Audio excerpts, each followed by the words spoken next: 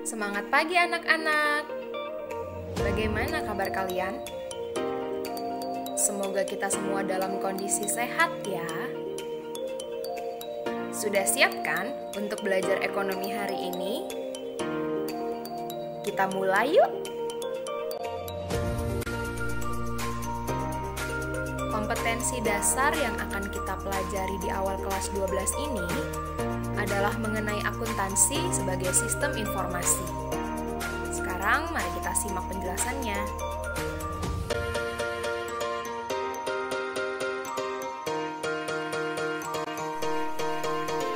Ini adalah cakupan materi yang akan kita pelajari. 1. Pengertian akuntansi. 2. Pemakai informasi akuntansi. 3. Kualitas informasi akuntansi. 4. Prinsip dasar akuntansi. 5. Bidang-bidang akuntansi. 6. Profesi akuntan. Dan terakhir, etika profesi akuntan.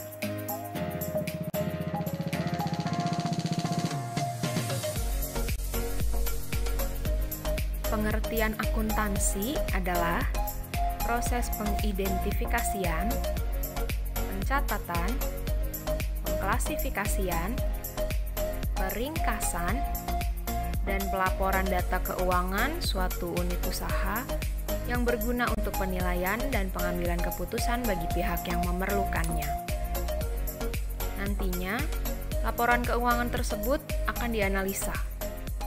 Bagaimana status dan kondisi keuangan suatu unit usaha pada waktu tertentu. Apakah unit usaha tersebut memperoleh untung atau malah merugi? Jadi, dengan menggunakan informasi akuntansi yang berupa laporan keuangan, pihak manajemen unit usaha dapat mengambil langkah yang tepat guna memajukan unit usahanya di masa depan. Berdasarkan definisi tersebut, jelas akuntansi memiliki manfaat yang penting. Kita akan buat lebih sederhana mengenai manfaat akuntansi ini ya.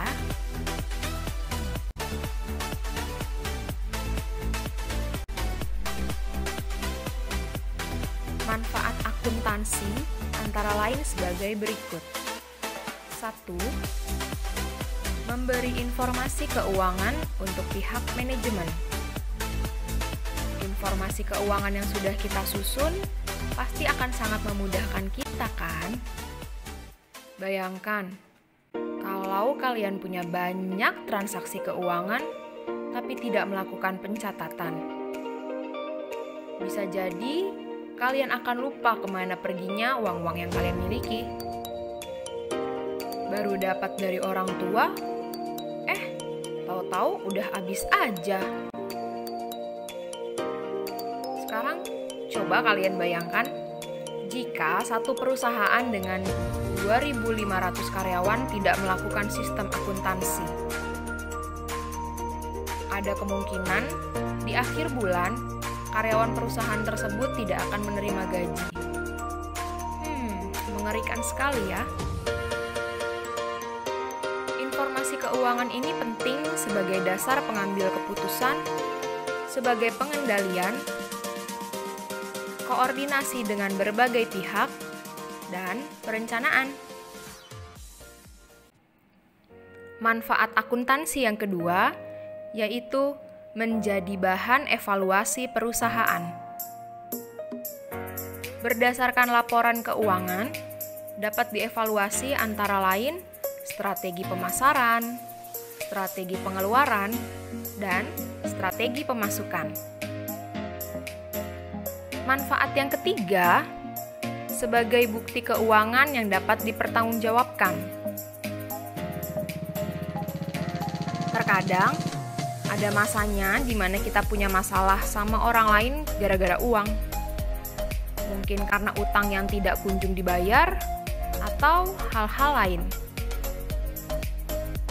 Dengan adanya akuntansi dan pencatatan keuangan ini, kalian bisa mempertanggungjawabkan keuangan tanpa menebak-nebak harganya.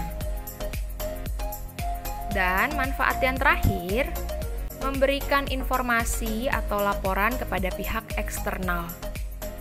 Tentunya, informasi diberikan kepada pihak eksternal yang memiliki kepentingan terhadap perusahaan.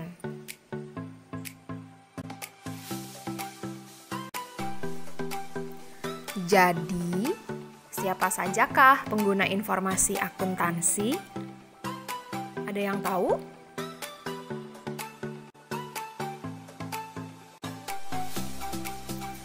Pemakai atau pengguna informasi akuntansi dapat dibedakan menjadi dua kelompok, yaitu pihak internal dan pihak eksternal.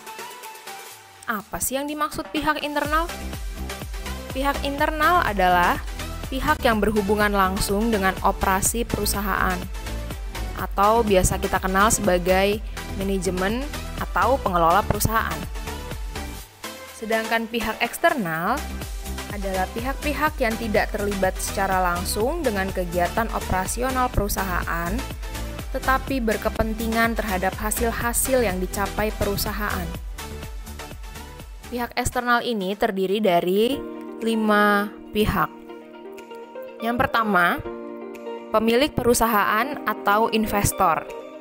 Kita sama-sama tahu bahwa pemilik perusahaan adalah orang atau badan yang menyediakan modal bagi perusahaan. Pihak eksternal yang kedua yaitu kreditor.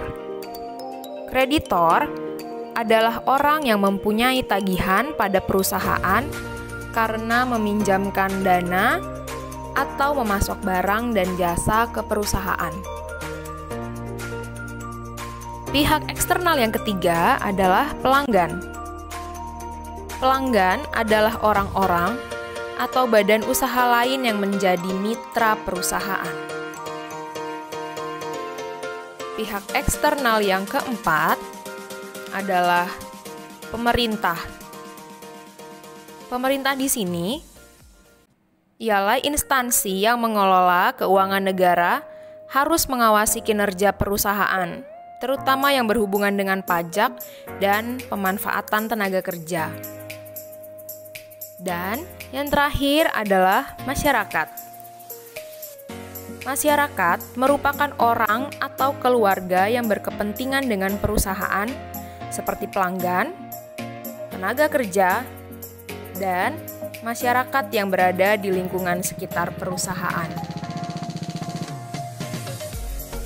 Kemudian, bagaimanakah informasi akuntansi yang berkualitas?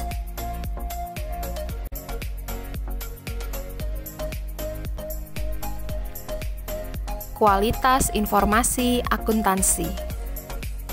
Yang pertama, adanya perbandingan antara manfaat dan biaya yang dikeluarkan.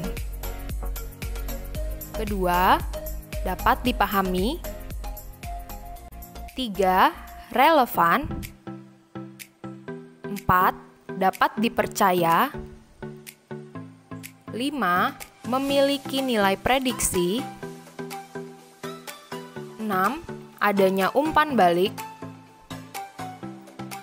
7, tepat waktu. 8, dapat dibandingkan dari waktu ke waktu dan konsisten. 9, materiality atau cukup berarti.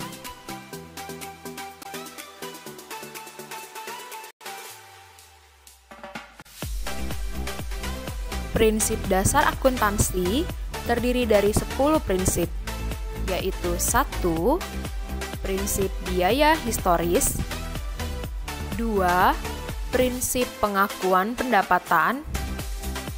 3. Prinsip mencocokkan. 4. Prinsip konsistensi.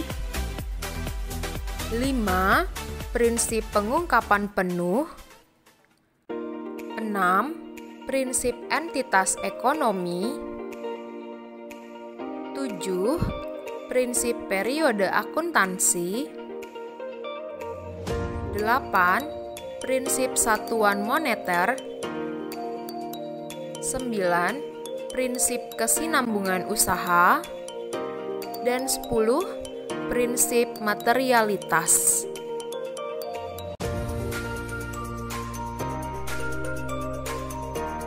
Para pemakai atau pengguna informasi akuntansi membutuhkan informasi yang berbeda sesuai dengan kepentingan mereka.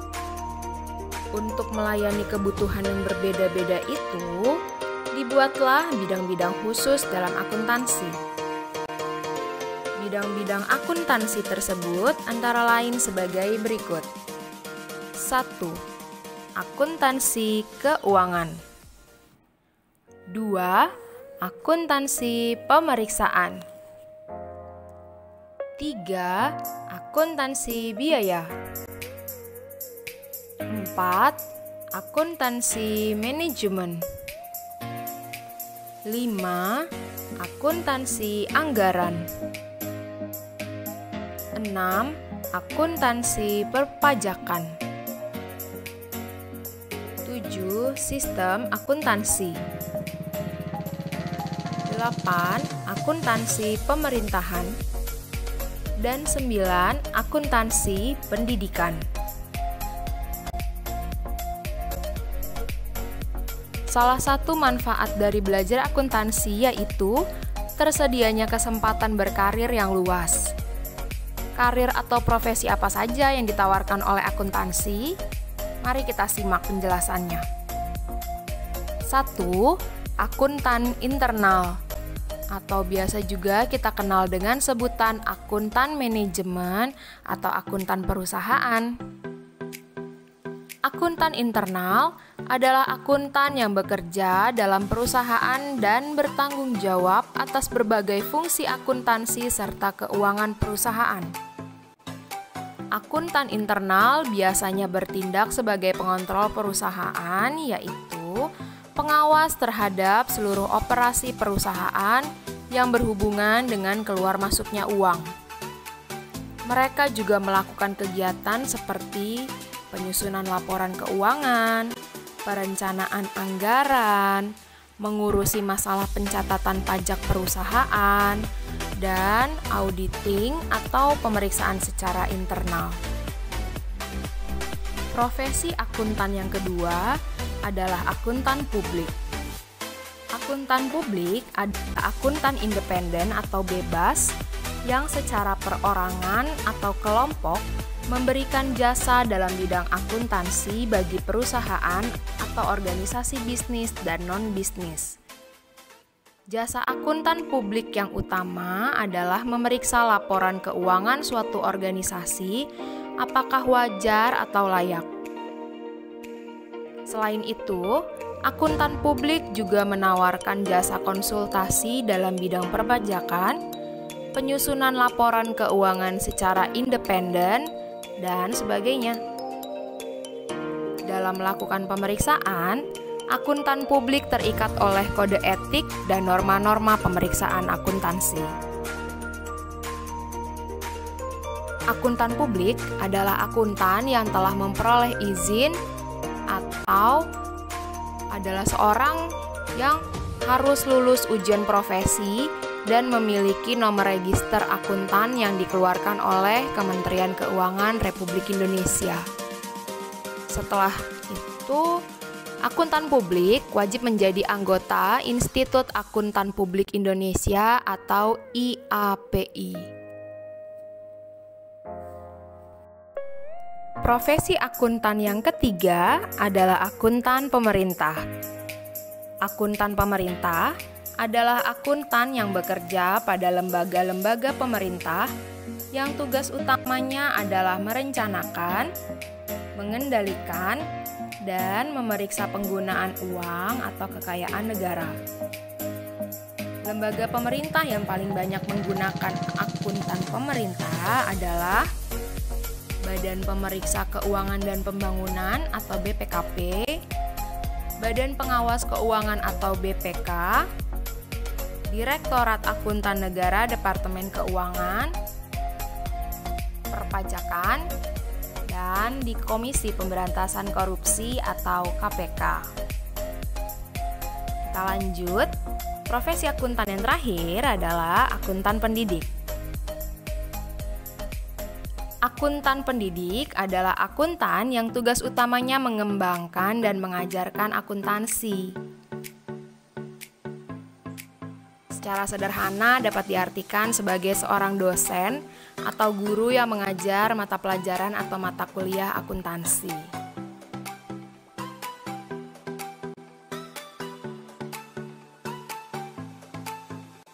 Kode etik akuntan adalah suatu pedoman bagi para akuntan. Akuntan memiliki tanggung jawab profesi untuk memberikan informasi kepada pihak-pihak dengan beragam kepentingan.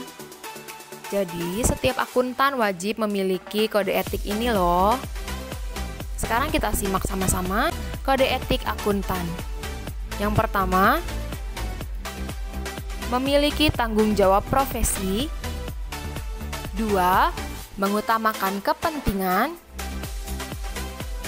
3. Memiliki integritas. 4. Objektivitas. 5. Memiliki kompetensi dan kehati-hatian secara profesional. 6. Memegang teguh kerahasiaan. 7. Berperilaku profesional. Dan terakhir, bekerja sesuai standar teknis.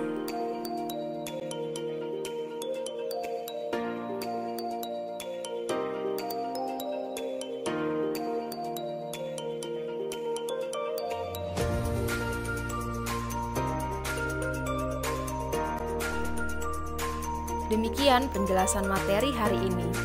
Semoga bermanfaat dan sampai bertemu kembali di materi selanjutnya.